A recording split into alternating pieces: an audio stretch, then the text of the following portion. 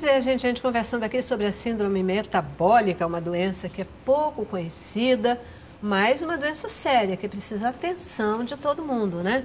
E faço minhas as suas palavras, essa questão de que a gente tem que conhecer o que está nos afetando para poder agir, para poder tratar, para poder tomar os cuidados devidos, né? Você estava falando que existe muito magro que tem síndrome metabólica, porque a gente falou da gordurinha abdominal, falou dessa coisa toda, mas a gordura, embora ela seja um dos sintomas, é isso mesmo? Tem muito magro Existem outros sintomas, né? Como a gente já falou, e as pessoas hoje em dia, elas estão muito preocupadas somente com a estética, né? Então, quando eles me procuram no consultório, eu procuro ter como objetivo principal a saúde. O emagrecimento, se for o caso, vai vir por consequência. Porque é muito importante a gente estar estabilizado nutricionalmente. A gente é formado por bilhões de células no corpo inteiro. E cada uma delas precisa de cerca de 45 a 50 nutrientes diferentes para fazer aquela célula funcionar de uma maneira eficaz. Nunca 100%, mas de uma maneira eficaz. Aí você imagina o quanto de diversidade de alimentos a gente tem que ter, né? É difícil, mas a gente tenta chegar ao máximo percentual que a gente consegue. Então, é com esse objetivo, na prevenção, no caso da síndrome metabólica, que a gente trabalha. Como que a gente consegue identificar a síndrome? Quer dizer, se não for, porque uma das coisas que mais vai chamar a atenção é a bendita gordurinha, né? Aqui, que é uma que é mais visível, essa coisa toda. O senhor já falou também que 3 itens, né? Eles já caracterizam a síndrome metabólica. Quando? A gente está aqui para poder dar uma dica para a mamãe, para o papai, né, para o pessoal que está nos assistindo, não só em relação aos filhos, mas em relação a cada um de nós mesmo, né? Quais são os sintomas? O que é que a gente deve prestar atenção e dizer, opa, eu posso estar aí com essa coisa da síndrome metabólica? Excelente. Primeira coisa, com os olhos, você observar se aquela pessoa tem gordura na periferia do corpo, se ela tem a coxa grossa, se ela tem os braços gordinhos, e se ela também tem a gordura abdominal, ou se ela tem os braços finos, a perna fina e tem a gordura abdominal. Então, a primeira coisa é você olhar. Olhou, a pessoa tem essa característica, se ela falar a verdade, ela vai se queixar de disfunção sexual. Se ela vai falar a verdade, ela vai se queixar de falta de energia, falta de disposição, falta de foco, falta de atenção, falta de ânimo, falta de otimismo. Ela vai se queixar dessas coisas. Se você for aferir a pressão, tiver com a mínima superior a 8,5, já forma mais um ponto. Quando ela tem essa distribuição de gordura, com certeza vai ter um HDL baixo e vai ter um LDL alto e triglicerídeo alto também, que faz parte. A gente visualizando, a gente já sabe. Quando a gente pegar o exame de sangue, vai ter uma hemoglobina glicada muito acima do que deveria. Hemoglobina glicada são as médias da glicose no sangue. E a glicose e principalmente um outro açúcar chamado de frutose, as três coisas que mais causam síndrome metabólica atualmente, ela vai comentar sobre isso, são um açúcar chamado álcool, um açúcar chamado frutose do milho. De 30 anos para cá, em todos os países do mundo, a síndrome metabólica, que é antiga, ela disparou, foi mudando de nome. Mas, coincidentemente, todas as pesquisas mostram o aparecimento de um açúcar com 5 perninhas que tem no milho. O milho é barato, por isso tira do milho, chamado frutose do milho, que é o segundo veneno. E o terceiro é o excesso mesmo de glicose que existe na alimentação ocidental. Agora, o que você vai começar já a concluir?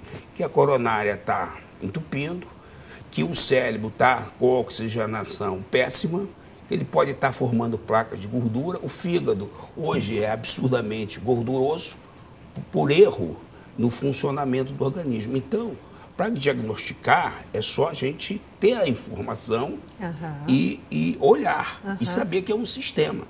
Agora, fatores. A gente perde muito tempo no trânsito, é cada vez mais sedentário, como a Sandra falou, um estresse social violento que mexe com todo o metabolismo, né? A alimentação incorreta, ela vai falar sobre isso, mas a alimentação depende muito do comportamento, e o comportamento depende muito da bioquímica, e principalmente a incidência muito alta de agrotóxicos, conservantes, fertilizantes e corantes da alimentação, que é indispensável ter isso. Mas não significa que não tenha jeito, pelo contrário, tem jeito, desde que esteja uma consciência do problema. Com relação a essa questão de tem jeito, né? Porque a gente vive numa sociedade, isso mesmo, né? É um ritmo de vida mais estressante, você sai, é o trânsito, é isso, é aquilo, o tempo parece que reduziu, né? Parece que as 24 horas do dia não são mais 24, são só 18, ou sei lá, né? Parece que o tempo é menor do que anteriormente. O ritmo de vida, eu não sei se ele vai mudar. Como que a gente pode fazer para enfrentar essas questões, para poder cuidar de tudo isso, cuidar da alimentação? Acho que as pessoas estão até mais ligadinhas nessa história do fast food hoje, né? Já tentando dar uma segurada nessa história, mas qual a tua orientação nessa? A gente já não sabe mais o que a gente come, né? A nível de transgênico. Então, isso é uma coisa a ser considerada. Então, quando a gente pensa em prevenir ou tratar a síndrome, a gente pensa em estar ingerindo alimentos orgânicos, os mais naturais possíveis, porque tudo que é industrializado vai ter sempre um corante, um aromatizante, uma substância que a gente chama de xenobiótico, que são substâncias que vão entrar dentro da célula e vão bagunçar todos aqueles nutrientes que deveriam estar ali fazendo uma sinergia, e vai botar um para fora, outro para dentro, e aí o órgão em questão vai ficar meio desestabilizado.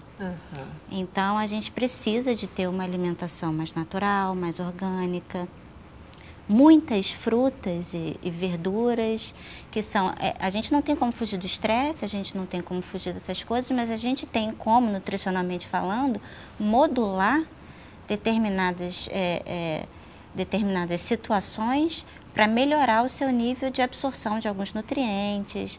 A gente precisa trabalhar muito com o intestino, que é o órgão principal para você conseguir absorver aqueles nutrientes. Você também não adianta você fazer uma dieta toda linda e orgânica, e às vezes sem glúten, sem lactose ou sem a proteína do leite, se você não tem um intestino funcionante. Então, às vezes você precisa de probióticos, enfim. Você precisa de um equilíbrio mais natural.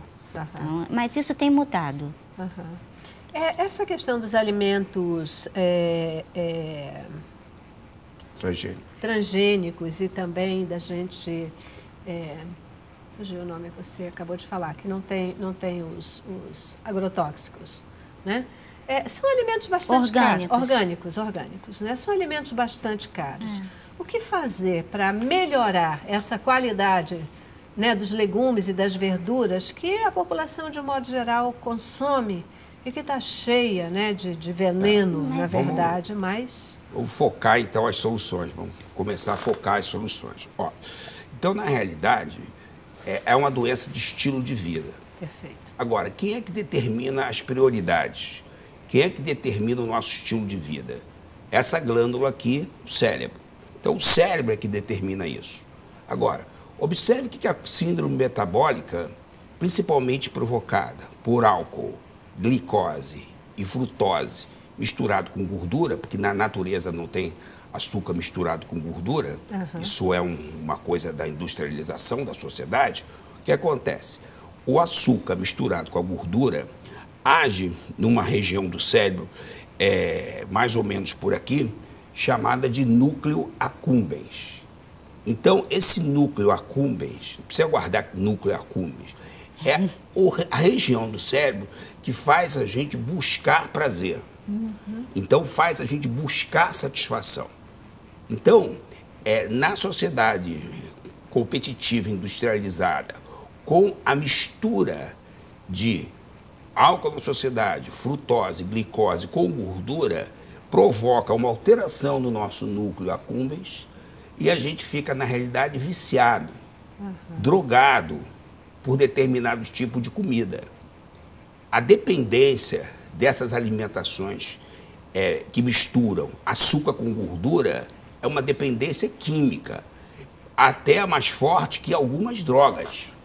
Só que essas já estão liberadas há muito tempo, há 30 anos elas estão liberadas. Então, qual é a solução? Você tem uma consciência disso, você começa a reduzir, você começa a evitar massas com gordura, você começa a evitar excesso de pães, de massas, refrigerantes, coisas que contêm a frutose do milho e a glicose.